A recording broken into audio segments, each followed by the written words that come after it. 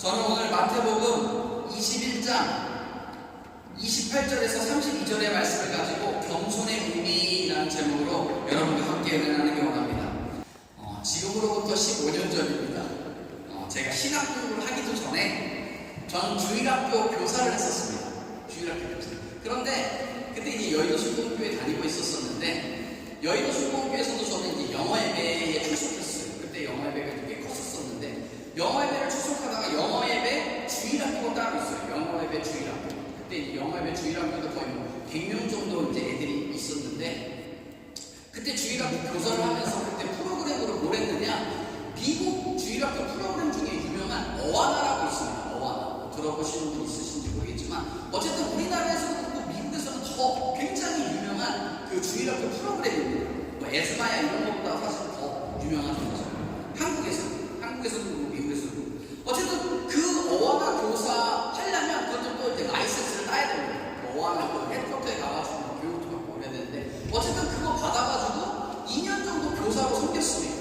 섬기고 그 중간에 이제 제가 이제 부르심을 받고 신학교 가게 되면서 신학교 가면서 제가 이제 전도사가 돼서 또 2년은 그 다음 해에 2년은 어와나 담당 전도사로 2년을 또 섬겼습니다. 그래서 4년 동안을 그 주일학교 교사 및 주일학교 담당 전도사로 섬기게 됐는데 그때 이제 저 굉장히 애들한테는 인기 많았습니다. 애들한테는 인기 많고 거의 그 아이들의 대통령, 제 성을 따서 성통령 거의 그 수준으로 애들이 막 굉장히 친근하게 잘 따랐습니다. 왜냐면 제가 이제 애들하고 굉장히 잘 놀아줬기 때문에 잘 따랐는데 그 어와나를 하는 4년 동안 제가 아이들에게 줄기차게 얘기했던 게 있습니다. 그게 뭐냐면 여의도에서 이제 그 바닥은 이게 굉장히 이렇게 미끄러운 세면바닥이에요. 그래서 원래 청소하시는 이렇게 섬겨주신 집사님들이 따로 계신데 이와 집사님들이 계신데 그분들이 이렇게 물 청소를 하게 되면 바닥이 굉장히 미끄러워요. 저도 막 가대 구두가 칙칙칙 막 미끄러지더라고요. 근데 한 번은 애들이 이제 거 뛰어다니니까 너무 위험하니까 애들한테 항상 뛰지 말라고 실내에서 뛰지 말라고 이야기했습니다.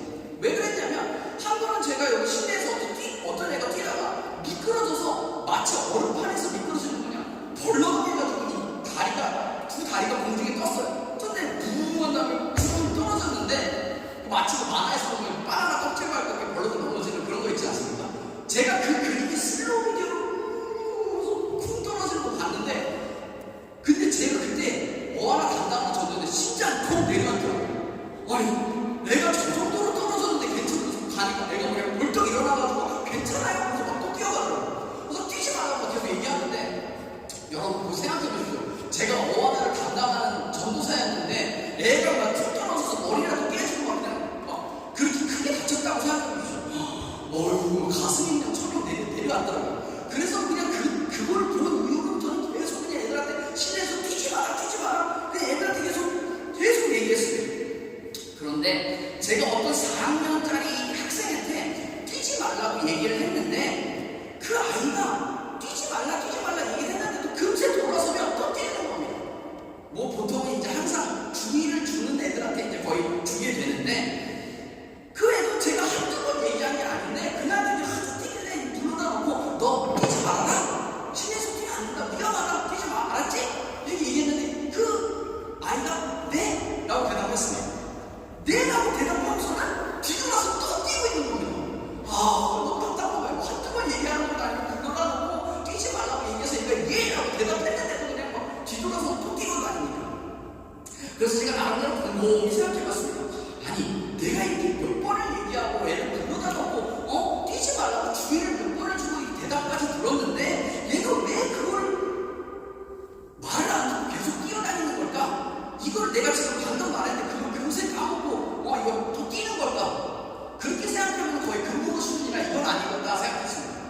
그거 아니면은 그러면 왜 그럴까? 그러면 얘가 내가 주의를 줄 때는 내가 무서워서 예? 라고 답해놓고서는 내가 이제 안 보니까 자기 마음대로 이제 뛰는 걸까? 그렇게도 생각해봤는데 그렇게 생각하기에는 애들이 제가 너무 친했기 때문에 저를 오히려 만만하게 생각했으면 만만하게 생각했지 저를 무서워하게 생각하지는 않았을 거라고 생각합니다. 왜냐면 와서 막 장난 걸고 그랬거든요. 그러니까 그것도 좀 아닌 것 같다라고 생각했습니다. 그렇게 생각하고 나니까 제가 또 무슨 생각이 드냐 내가 분명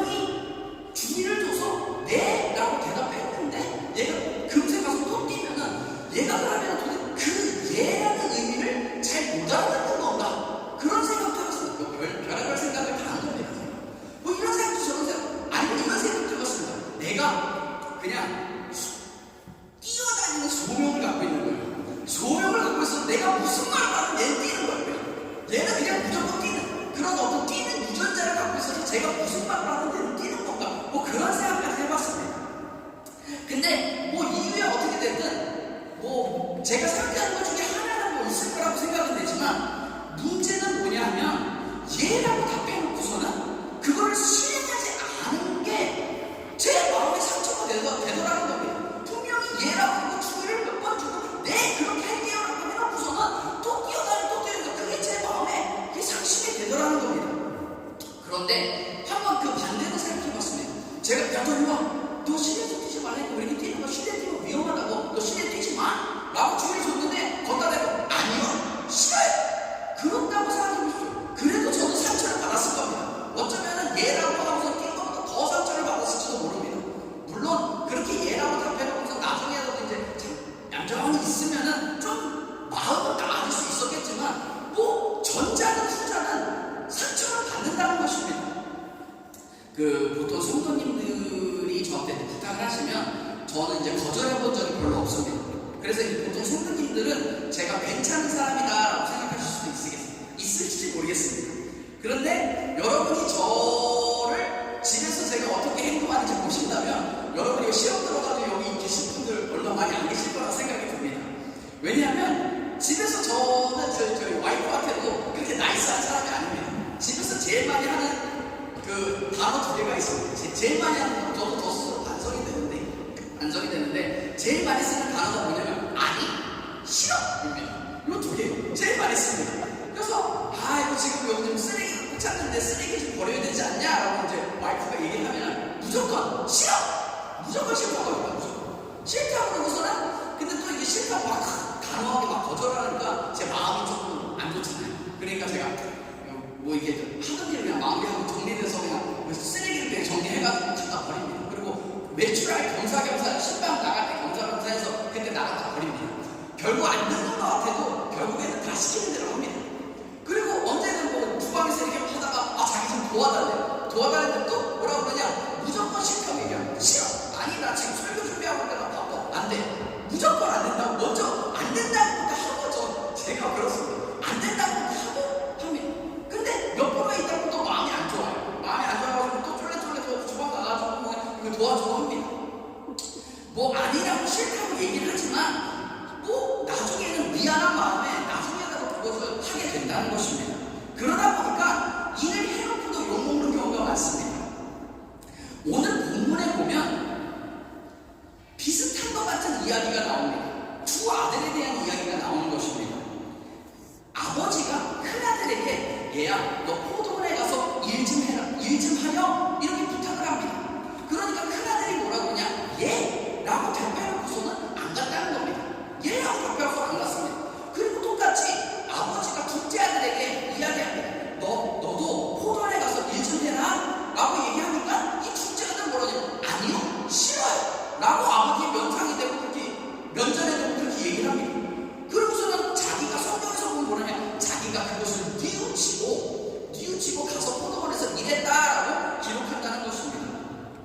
이 말씀을 하신 다음에 예수님께서 그 성전에 있던 대제사장들과 그 장로들에게 물어보십니다. 그러면 이 두 아들 중에 누가 아버지 뜻대로 한 것이냐라고 물어보니까 그들이 대답하기를 둘째 아들입니다 라고 대답했습니다.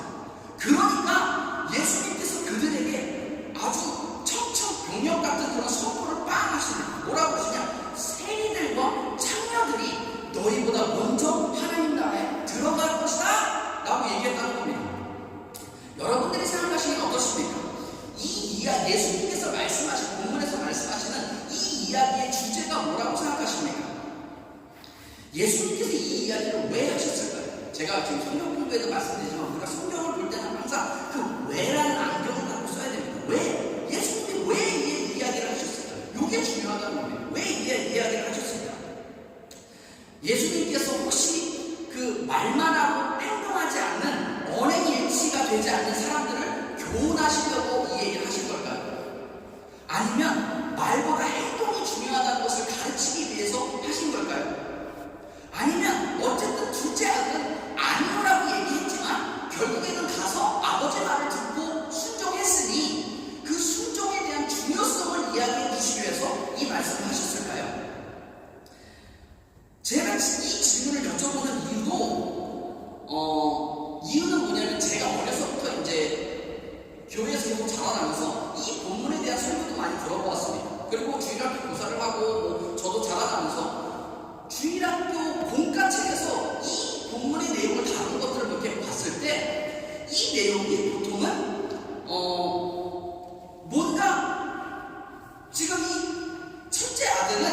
예라고 하고서는 안 했고 둘째 아들은 아니라고 하고 했기 때문에 그 순종에 대한 중요성을 강조하는 내용으로 내용의 설교를 들어본 적이 있습니다. 또한 그런 공과책들도 그런 순종에 대한 내용을 강조하고 있다는 것입니다. 이 본문을 통해서.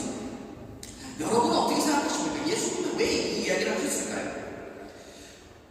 제가 이 이야기를 드리는 이유는 제가 근데 아무리 물론 저도 그 내용을 잘 이해는 하지만 본문을 그대로 읽는다면 액면 그대로 받는다면 그런 뜻일 수도 있겠다라고 생각은 들지만 제가 아무리 생각해봐도 제 경험을 빗대어서 제가 이 서론에 말씀드렸던 것처럼 제 경험을 빗대어서 얘기해봐도 아무리 생각해도 첫째 아들도 둘째 아들도 뭔가 도덕적으로 얘기하려고 그러기에 잘못된 점이 있다라고 라는 생각을 지울 수가 없다는 것입니다. 왜냐하면 첫째 아들은 어쨌든 예? 라고 대답했지만 안 했습니다. 그리고 둘째 아들도 너 가서 일 좀 해라. 아버지가 그렇게 얘기하는데 그 면전에 대고 아니요 싫어요 이렇게 얘기한다는 겁니다. 그리고서 본문도 뭐라고 하냐, 그게 자기가 미안한 마음, 아버지께 죄송한 마음이 들어서 자기가 그것을 뉘우치고 밭에 가서 일했다라고 기록한다는 것입니다. 자, 그러면은 지금 첫째 아들도 뭐 잘한 것 같지 않고 그렇게 엄청 잘한 것 같지 않고 둘째 아들도 뭐 하긴 했지만 엄청 잘한 것 같지 않은 느낌인데 도대체 그러면은 예수님이 이런 어정쩡한 이야기를 해주시면서 이걸 통해서 무슨 순종에 대한 중요성을 가르치시려고 그러는 걸까? 그런 생각이 든다는 것입니다. 그런데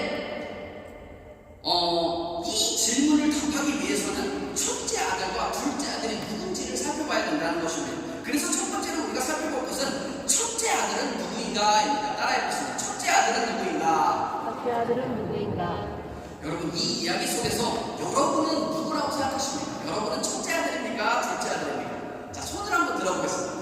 나는 첫째 아들이다. 손 내리시고. 나는 둘째 아들이다. 손. 자, 안 드시는 분은 뭐예요? 모르겠다요? 아니면 반항하겠다? 아니, 둘 중에 하나 드셔야 되는데 이게 두 가지밖에 없습니다. 제가 미리 말씀드립니다. 이 보기가 두 개밖에 없어요. 3번 없습니다. 3번. 1번, 2번 끝입니다. 하나는 손을 드셔야 돼요. 하나는 다시. 나는 첫째 아들이다. 손. 첫째 아들이다. 아니다. 나는 둘째 아들이다. 둘째 아들이다. 네, 내리셔도 됩니다. 많은 분들이 자신은 둘째 아들이다라고 생각하시는데 제 이야기를 드리겠습니다.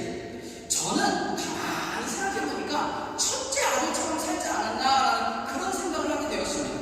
왜냐? 저는 그래도 나름대로 3대째 기독교 집안에서 태어나서 아버지도 목사님이시고 저 친형이 하나 있는데 친형 한국에서도 목회하고 있어서 목사님입니다. 형 친형도 목사님이고 저도 목사가 되었습니다. 어려서부터 자라면서 집안에서 굉장히 엄한 신앙교육을 받고 자라났습니다. 그래서 맨날 집에서 매일 가정예배를 드렸습니다. 그런 집에서 자라나고 이제 성인이 돼서는 저 부모님하고 떨어져서 아프리카에 가서 거기 계시는 선교사님들 굉장히 열심히 도왔습니다. 열심히 도와드리고 그 다음에 그 단기 선교팀이 오고 그러면은 그 단기 선교팀 맨날 쫓아다니면서 허드렛일 다 해서 왜 걔네들 뭐 거기 아무것도 모르는데 아프리카에 와가지고 아프리카 말도 모르고 영어도 잘 안 되는 애들 와가지고 그냥 뭐 자기네들 준비한 것만 그냥 이거 율동만 하고 그냥 달려오는 애들 뭐 할 수 있겠습니까? 뭐 운전이면 뭐 다 수발 다 들어줘야 돼. 근데 그런 거 올 때면 다 해주고 또 그 교회들 제가 다니던 교회들 혹시라도 외부 강사 외국인 목사님 오시면 제가 그 설교 통역도 다 하고 그 다음에 무슨 교회에서 주일학교면 주일학교 찬양 인도면 찬양 인도 내 예배 때 찬양 인도도 계속 맨날 제가 하고 그랬었습니다. 매일 하고 그 다음에 선교사 뭐 통역 그 다음에 뭐 단기 선교 가이드 현지 선교사님 보조 뭐 가르치는 대로 다 했습니다. 사실상 제가 다니던 교회들에 담임 목사님이 계셨었는데 그 교회에도 또 그 풀타임 전도사님들이 계셨었어요. 근데 그 담임 목사님이 나중에 저한테 귀뜸을 해주시더라고요. 전도사보다 너가 광역병제 당신이 더 낫다 이렇게까지 칭찬해 주셨습니다. 그래서 그때 되면은 저 스스로도 나 참 괜찮은 놈이다. 진짜 성령 충만하고 참 주님 잘 따르는 그런 청년이다 라고 생각했었다는 것입니다. 그런데 그때도 그 생각이 들었지만 저보다 더 괜찮은 사람이 계시더라고요. 괜찮은 그게 누구냐? 성경에서 말하는 사도 바울입니다. 혹시 여러분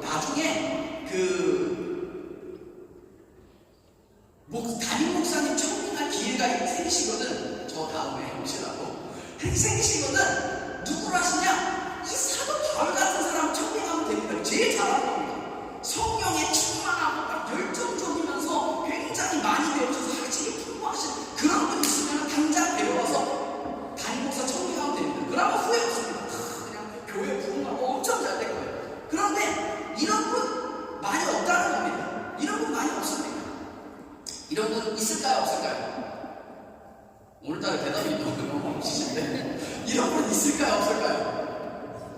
없어요? 너무 벼랑도 저때 너무 부정적이 되셨는데 있긴 있습니다. 이런 분 있어요. 있긴 있는데 정말 흔치 않죠. 뭐 한 대인당 2명? 뭐 요 정도 한 이것은 있긴 있습니다. 근데 흔치가 않아요. 흔치 않기 때문에 보통의 경우는 요 두 번째나 세 번째 경험이에요.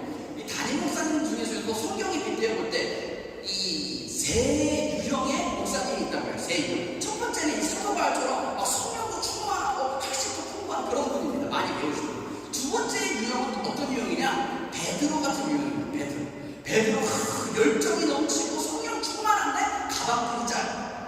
가방끈이 짧은데 어쨌든 성령 충만 그런 분이 있습니다. 네. 그리고 세 번째 유형은 누구냐? 아볼로 목사님이라고. 이분은 그 유명한 에베소 교회 담임 목사였습니다. 에베소 교회 담임 목사. 그래서 이분은 굉장히 많이 배우시고 가방끈도 길고 학식이 풍부한데 이분은 교회에서 전혀 성령에 대한 얘기를 하지 않았어요. 성령의 강조를 전혀 하지 않은 분입니다. 그래서 바울이 그 에베소 교회를 다 방문했는데 그 교회 성도들이 뭔가 밍숭밍숭 뭐 이상해요. 그래가지고 너네 예수 믿을 때 성령 받았냐? 이렇게 물어봤는데 그 성도들이 가만히 쳐다보면서 우리는 성령이 뭔지도 모르고 그걸 들어본 적도 없습니다. 이렇게 해가지고 바울이 이제 안수하고 기도하니까 그들이 다 성령 막 엄청나게 크게 교회가 부흥했다라고 성경을 기록하는데 어쨌든 그 교회 담임 목사님들 아볼레 목사님 같은 분이 있습니다. 학식은 굉장히 풍부한데 이 성령 충만 부분에 조금 떨어져. 네. 자 이런 분이 있습니다. 뭐 물론 바울 같은 분 있으면 그냥 막 당장 데려와서 그냥 담임 목사 안 치면 그냥 그 교회 그냥 부흥하는데 이분이 흔치 않단 말이죠. 않다. 자 그러면은 요 둘 중에 하나 골라요. 베드로냐 아볼로냐 결정을 해보세요. 자 선택지 2개밖에 없습니다. 손을 다시 한번 들어보세요. 나는 베드로 같은 목사님을 청빙하겠다. 손. 베드로 같은. 자 내리세요. 나는 아볼로 같은 목사님을 청빙하겠다. 손. 네, 아볼로는 거의 없어요. 지금 한국이랑 실정이 거의 비슷한데 한국에서도 똑같은 질문을 물어봤습니다. 한국 교회들에서. 그러니까 한국 교회 90% 이상이 뭐라 그랬냐? 자기들은 죽어도 베드로 같은 목사님을 청빙하겠대요. 그래놓고서는 다 열이면 아볼로 같은 목사님을 청빙하더라는 겁니다. 다 목사님 청빙할 때만 그 이력서 다 보고서는 이력서 이분이 학벌이 좋구나. 다 결국에 학벌 좋은 사람 뽑더라는 겁니다. 아니 얘기는 그냥 뭐 다 베드로 뽑는다고 해서 뽑는 결국 결과는 이 현실은 어떠냐? 현실은 다 아볼로를 뽑더라는 겁니다. 어쨌든 사도 바울은 그만큼 성령이 충만하고 열정이 넘치고 굉장히 학식이 풍부했던 그런 분입니다. 그러면서 자기 스스로도 자기를 자부하면서 뭐라고 그랬냐? 빌립보서 3장 4절 6절은 이렇게 기록합니다. 그러나 나도 육체를 신뢰할까 하여 만일 누구든지 다른 이가 육체를 신뢰할 것이 있는 줄로 생각하면 나는 더욱 그러하리니 나는 8일만에 할례를 받고 이스라엘 족속이요 베냐민 지파요 히브리인 중에 히브리인이요 율법으로는 바리새인이요 열심으로는 교회를 박해하고 율법의 의로는 흠이 없는 자라라고 자기를 자부하면서 그렇게 얘기했다는 겁니다. 또한 사도행전 22장 3절을 또 이렇게 기록합니다. 같이 읽겠습니다. 시작. 나는 유대인으로 길리기아 다솔에서 낳고 이송에서 자라 가멜리엘의 문화에서 우리 조상들의 율법에 엄한 교훈을 받았고 오늘 너희 모든 사람처럼 하나님께 대하여 열심히 있는 자라고 기록합니다. 바울은 자기 스스로 자부하면서 뭐라고 하냐? 자기는 율법으로는 바리새인처럼 철저한 사람이었다. 그리고 자기는 베냐민 족속으로 굉장히 순수한 혈통을 갖고 있는 그런 노블 패밀리의 사람이다. 그리고 율법으로는 대단하네. 율법으로 뭐라고 말하냐? 율법으로 나는 흠이 없는 자다. 나는 정말 깨끗하다. 그렇게 자기를 자부하면서 얘기했다는 겁니다. 그리고 당대 최고의 교육기관이었던 가말리엘 문화에서 엄한 교육을 받은 그런 사람이다 라고 얘기했습니다. 이게 쉽게 말하면 무슨 말이냐? 나 서울대 출신이다. 나 뭐 하버드 출신이다. 나 그랑징벌 출신이다. 뭐 이런 말입니다. 굉장히 가방도 길고 굉장히 학식이 풍부하다. 뭐 이런 말입니다. 그리고 그의 열정으로는 그가 막 열정이 넘쳐서 막 크리스천들이 자기 스스로 얘기하는 거예요. 자기는 그 열정으로 크리스천들을 막 밖에서 잡아다가 감옥에 막 쳐놓고 그랬다라고 얘기한다고 그런데 그런 그가 예수님을 만나고 새 사람이 되었다고 합니다. 그러면 바울의 인생에서 무엇이 바뀌었을까요? 바울이 그 전에 예수님을 만나기 전에는 하나님을 사랑하지 않았던 것일까요? 아닙니다. 바울은 예수님을 만나기 이전에도 이후에도 하나님을 엄청 열정적으로 사랑했다는 것입니다. 바울은 그래서 얘기하기를 자기가 하나님 사랑하는 열정이 너무나 넘쳐서 자기는 크리스천들을 잡아다가 감옥에 넣기까지 했다라고 얘기하고 있다는 것입니다. 바울이 하나님을 사랑하지 않은 게 아니었다는 것입니다. 그러면 도대체 바울이 예수님을 만나기 이전과 이후가 뭐가 달라진 것일까요? 결론부터 말씀드리면 바울은 예수님 만나기 이전에는 첫째 아들과 같았다는 것입니다. 첫째 아들. 다시 말해서 본문에서 예수님께서 말씀하시는 이 첫째 아들이 누구냐? 예수님은 지금 이 이야기를 비유로 말씀하고 계십니다. 그리고 이 이야기를 들려주는 대상이 누구냐? 성전에 있던 대제사장들과 바리새인 장로들이었다는 것입니다. 그들을 대상으로 지금 이 비유의 이야기를 하시는 것입니다. 그러니까 이 첫째 아들은 누굴 얘기하는 거냐? 그 대제사장들과 바리새인들을 얘기한다는 것입니다. 그러니까 이 이야기에서 나오는 내용과는 이 실제로 예수님이 이거를 대상으로 얘기해 주시는 그 사람들과는 거리가 있다는 것입니다. 그게 무슨 말이냐? 여기서 첫째 아들은 얘라고 해놓고서 그렇게 생각하지 않았는데 지금 정말로 예수님이 이 첫째 아들이라고 지칭하는 이 대제사장들과 바리새인들은 어떤 사람이었냐? 하나님의 말씀에 얘라고 해놓고서는 그것을 누구보다 철저히 지키는 사람들이었다는 것입니다. 바울도 뭐라고 하냐? 나는 율법의 의로서는 흠이 없는 사람이다. 바울도 그렇게 얘기했어요. 이 바리새인들이 다 그렇게 철저하게 율법을 지켰다는 것입니다. 그러니까 이 사람들은 얘라고 얘기하고 지키지 않았던 그런 사람들이 아니라는 것입니다. 그러니까 오늘 본문의 말씀은 예수님이 무슨 순종의 중요성을 이야기하시거나 내라고 답해놓고 행하지 않는 사람들에게 어떤 윤리적 교훈을 주시기 위해서 하시는 말씀이 아니라는 것입니다. 오늘 본문은 그런 내용이 아닙니다. 그럼 무슨 내용이냐? 그것에 대한 대답을 하기 전에 예수님께서 말씀하시는 둘째 아들이 누구인지 함께 살펴보기 원합니다. 그래서 둘째는 무엇인가? 둘째 아들은 누구인가? 이렇게 따라해보세요. 둘째 아들은 누구인가? 둘째 아들은 누구인가? 본문에서 예수님이 이 비유를 말씀하신 다음에 대제사장들과 바리새인 장로들에게 물어보십니다. 이 중에 누가 그럼 아버지 뜻대로 한 것이냐? 라고 물으니까 그들이 뭐라고 답하냐? 둘째 아들입니다. 라고 답합니다. 그때 예수님께서 그들에게 아주 충격적인 답변을 이야기하십니다.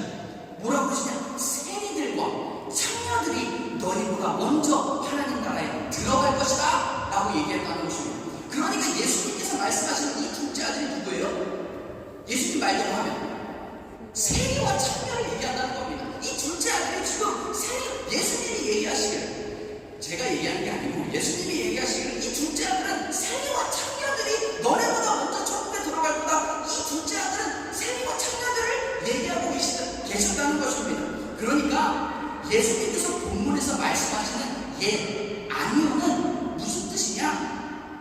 우리가 그동안 생각했던 어떤 종교적인 삶에 대한 긍정이나 부정에 대한 이야기가 아니라는 것입니다. 우리가 하나님의 말씀대로 순종했네 안 했네 이런 이야기가 아닙니다. 본문에서 예수님께서 말씀하시는 아니오의 의미는 우리가 행했냐 안 행했냐의 문제가 아니라 우리의 불신의 문제라는 것입니다.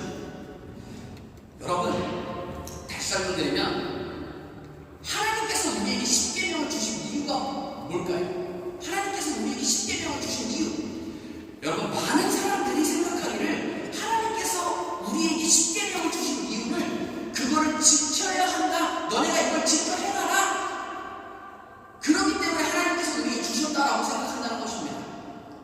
그런데 여러분, 생각해보세요. 여러분 십계명 지키실 수 있으십니까?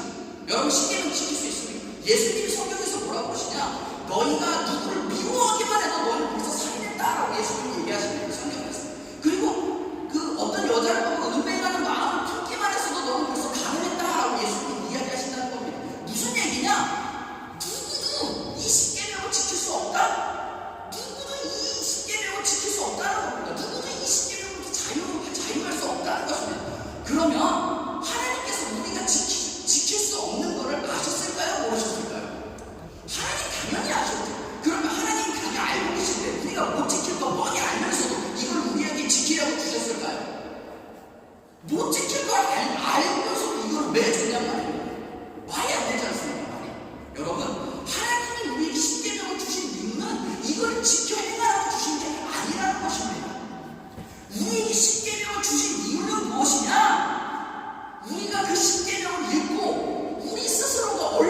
죄인인지를 깨달아 알라는 것입니다. 그러므로 우리의 삶 가운데 우리가 얼마나 하나님이 필요한 존재인지를 깨달아 알게 하시려고 우리에게 십계명을 주셨다는 것입니다. 십계명은 무엇이냐? 십계명뿐만 아니고 모든 성경의 말씀은 무엇이냐? 우리를 비추는 거울입니다. 거울. 우리가 얼마나 더러운 존재인지, 얼마나 악한 존재인지를 스스로 보게 하는 거울이라는 것입니다. 이거를 지키려고 주시는 게 아닙니다. 우리가 얼마나 죄인인지를 깨닫고, 내 삶에 정말 하나님이 필요하구나, 내가 정말 하나님 없이는 아무것도 아닌 존재라는 것을 깨닫게 하시려고 십계명과 말씀을 주셨다는 것입니다.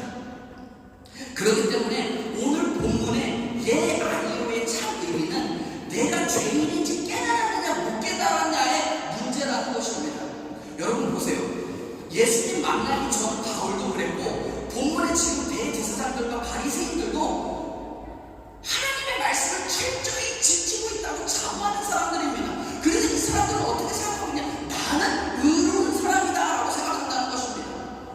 나는 누구보다 의로운 사람이야, 나는 깨끗한 사람이다 라고 생각한다는 것입니다. 근데 그 결과가 어땠습니까? 자기들이 의롭고 자기들이 깨끗하다고 생각하니까 그들은 결국 예수님이 필요 없다고 생각하고 예수님을 십자가에 못 박았다는 것입니다.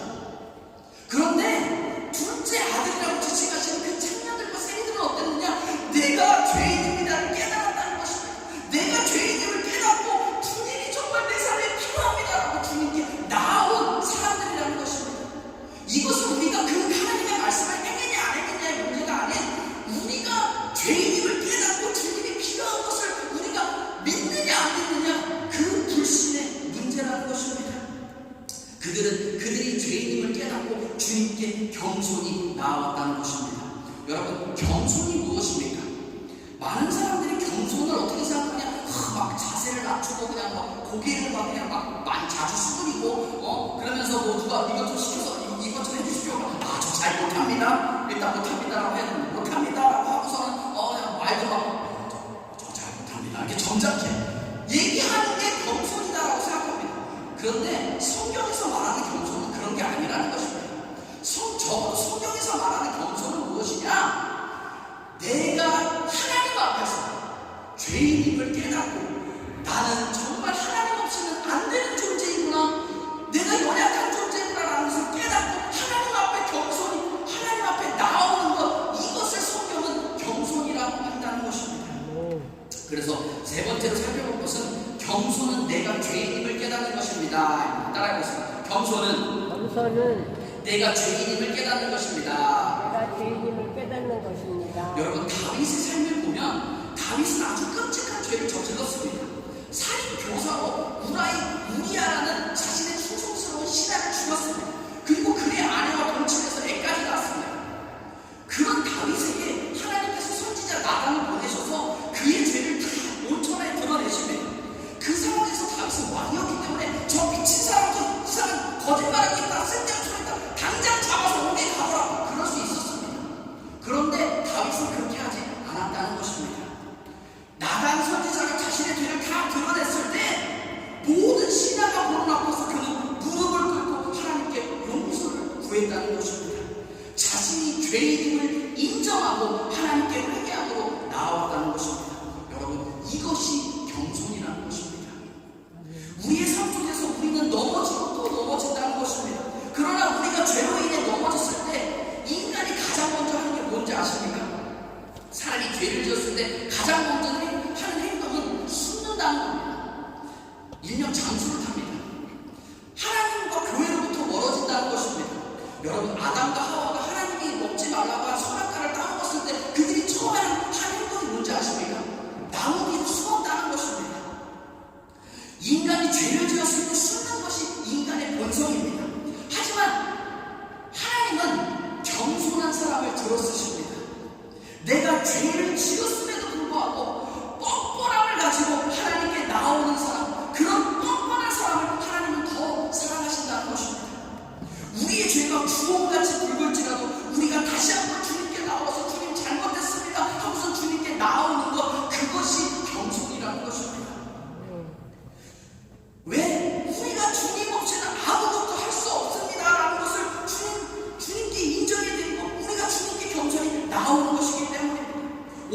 본문의 둘째 아들 세리들과 창녀들처럼 철저하게 자신이 죄인이라는 것을 인정하고 깨닫고 내 삶에 정말로 예수님이 필요하다라고 주님께 매달리는 사람은 주님이 더 사랑하신다는 것입니다.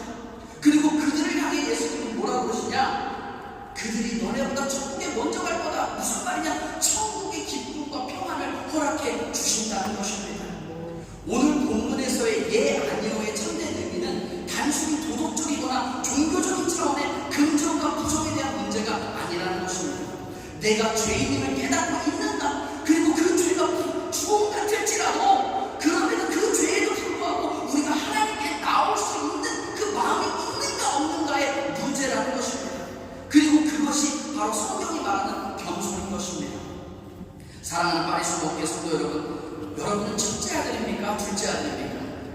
우리가 첫째 아들들처럼 자신의 의로 인해 예수님을 잃어버린 그런 자식이 아닌 날마다 우리의